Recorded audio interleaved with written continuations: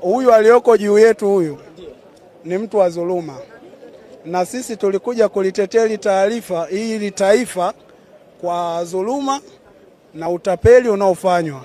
Sisi ni watetezi wa wanyonge. Leo ilikuwa tumtetee ndugu yetu Simba kwa dhuluma alizofanywa Benjamin Mkapa, lakini hizo dhuluma zimeanza jana. Tumezimiwa taa leo tumezimiwa taa. Jana wamezima taa, wametufungulia geti tuingie kufanya mazoezi, baadaye wanatoa taarifa kwa umma kwamba tulikuja bila taarifa. Alifunguaje geti bila taarifa? Simba aligoma. Mimi nilikuwa naona wa Simba wapuzi, kumbe Simba ni watu wenye akili sana, ila sisi uungwana wetu. Pamba Jiji unasema kwamba Pamba Jiji unaizimia taa, unajiamini kweli? Unahisi kwamba zile ilikuwa ni hujuma au ni nini? Zile ni hujuma, wala sio kuzungusha. Ufungue geti afu taa uzime, maana yake nini? Lakini inasemekana kwamba hamkutoa taarifa, mlikuja bila utaratibu. Anayemiliki funguo ya geti ni nani? Na kwa nini waliruhusiwa kuingia?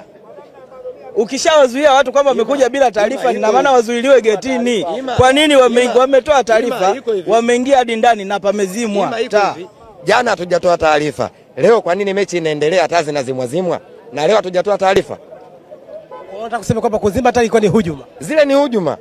Mimi nakwambia, mimi nishasema hizi timu zao hizi kwa kuendelea kuzibeba hivi zitaendelea kuwa mabingwa.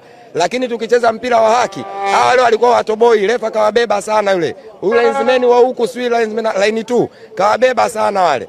Umeelewa? Kinachokupa nguvu ya kusema kwamba wao wamebebwa sana kwamba mngeweza kuwapiga ni nini hasa? Sijaona, nataka kuniambia kwamba kulikuwa kuna mchezaji fulani yule na nani angeweza kuweza kuleta maajabu mle ndani.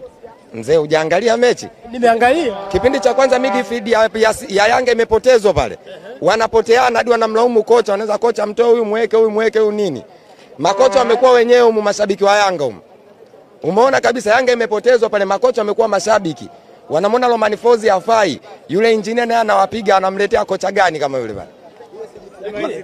Lakini siku zote ladha ya mpira ni magoli. Mmeshindwa kupata hata goli moja tu.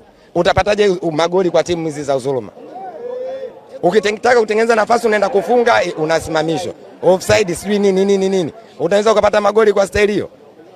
Uweze kupata magoli kwa staili hiyo. Waendelee kutuhujumu hivi. Ila na hao watakuja nyumbani. Pale CCM Kirumba ipo. Tunawataka, tunawakaribisha sana waje. Bwana pole sana. Nashukuru.